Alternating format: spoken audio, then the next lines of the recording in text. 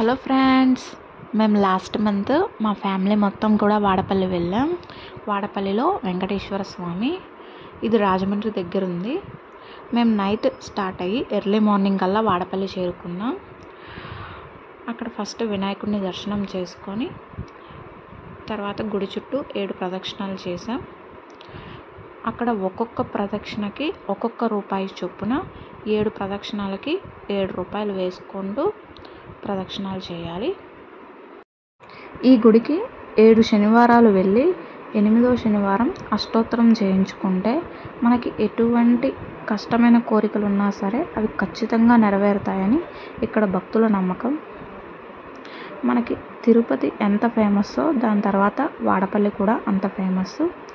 ఇక్కడికి ప్రతి శనివారం కొన్ని లక్షల మంది జనాలు వస్తుంటారు.